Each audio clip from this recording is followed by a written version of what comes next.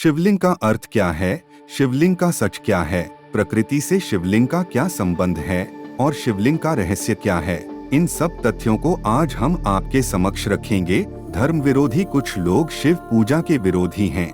वे शिवलिंग की पूजा की निंदा करते हैं और अज्ञानी लोगों के बीच यह प्रचारित करते हैं कि हिंदू लोग लिंग और योनि की पूजा करते हैं। दरअसल यह न केवल उनकी सोच का दोष है बल्कि भाषा की अज्ञानता का दोष भी है। हिंदी तो लोगों को समझ में आती है, पर आदिकाल से चले आ रहे सनातन धर्म की जड़ें संस्कृत भाषा से जुड़ी हैं।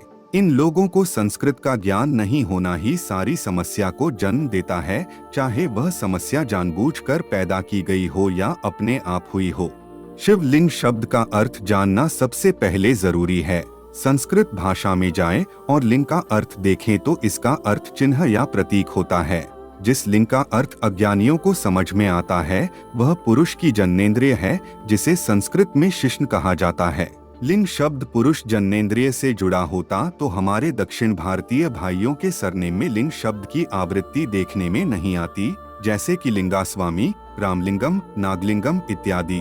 पुरुषलिंग का अर्थ हुआ पुरुष का प्रतीक, इसी प्रकार स्त्रीलिंग का अर्थ हुआ स्त्री का प्रतीक और नपुंसकलिंग का अर्थ हुआ नपुंसक का प्रतीक। अब यदि जो लोग पुरुष लिंग को मनुष्य की जनेंद्रिय समझकर आलोचना करते हैं तो वे बताएं स्त्रीलिंग के अर्थ के अनुसार स्त्री का लिंग होना चाहिए। कितनी अज्ञानता है। इस बात को आप हिंदी में भी सीधे ही समझ सकते हैं। ट्रेन में आरक्षण का फॉर्म या नौकरी में आवेदन पत्र भरते समय आप और हम लिंग नामक एक कॉलम से अक्सर रूबरू होते हैं। अगर इसमें कोई आपत्तिजनक या अश्लील बात होती तो हम इसमें पुरुष या स्त्री क्यों लिखते? दरअसल यह प्रतीक के लिए रूढ़ शब्द है, शरीर के किसी अंग को लक्षित करने के लिए नहीं। शिवलिंग क्या है? शून्य, आकाश, अनंत, ब्रह्मांड और निराकार परम पुरुष का प्रतीक होने से इसे लिंग कहा गया है। स्कंद पुराण में कहा है कि आकाश स्वयं लिंग है। शिवलिंग वातावरण सहित घूमती धरती तथा सारे अनंत ब्रह्मांड का अक्ष या धुरी ही लिंग है। शिवलिंग का अर्थ अनंत भी होता है, अर्थात जिसका कोई अंत नहीं है। विज्ञान में हम 3 प्रकार के अणु पढ़ते हैं जिससे पूरी सृष्टि का निर्माण हुआ है। वे हैं न्यूट्रॉन, प्रोटॉन व इलेक्ट्रॉन। इसमें न्यूट्रॉन व प्रोटॉन आपस में जुड़े होते हैं व स्थिर होते हैं तथा इलेक्ट्रॉन उसके चारों ओर स्थित होते हैं और गतिशील होते हैं। ठीक इसी तरह हमारा ब्रह्मांड भी है। जब भी कहीं विस्फोट होता है व ऊर्जा फैलती है तो वो वृत्ताकार आकार में चारों ओर फैलती है व साथ ही ऊपर व नीचे की ओर अंडाकार दिशा बनती है, जैसे कि शिव का रूप है।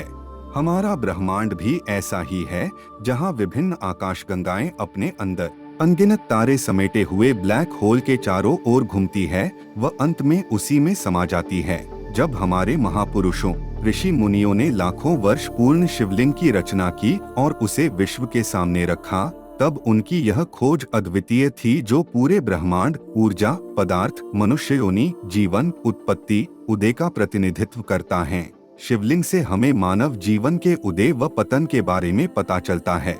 सृष्टि का ज्ञान होता है व यह कैसे चलती है इसके बारे में पता चलता है। शिवलिंग का अर्थ लिंग या योनि नहीं होता। विज्ञान भी ब्रह्मांड की आकृति को वृत्ताकार रूप में व ऊपर नीचे की ओर अंडाकार रूप में दिखता है, अर्थात शिवलिंग का अभिप्राय ब्रह्मांड के रूप का ही प्रतिनिधित्व करता है। दरअसल यह गलतफहमी भाषा के रूपांतरण और मलेच्छों यवनों के द्वारा हमारे पुरातन धर्म ग्रंथों को नष्ट कर दिए जाने पर तथा बाद में षड्यंत्रकारी अंग्रेजों के द्वारा इसकी व्याख्या से उत्पन्न हुआ है। शिवलिंग शब्द में भगवान शिव और देवी शक्ति अर्थात मां पार्वती के आदि अनादि एकल रूप का चित्रण भी है।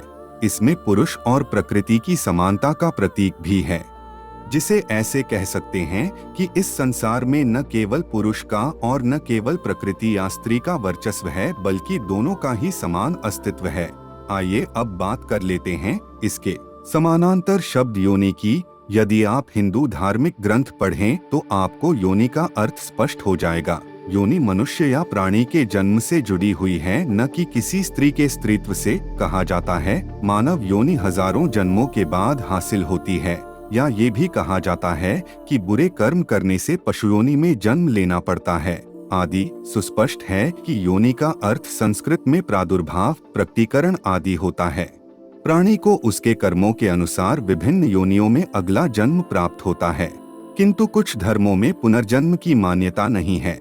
नासमझ बेचारे, इसीलिए वे लोग योनि शब्द के संस्कृत अर्थ को नहीं जानते हैं।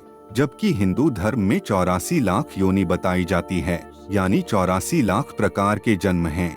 अब तो वैज्ञानिकों ने भी मान लिया है कि धरती में 84 लाख प्रकार के जीव यानी पेड़, कीट, जानवर, मनुष्य आदि हैं।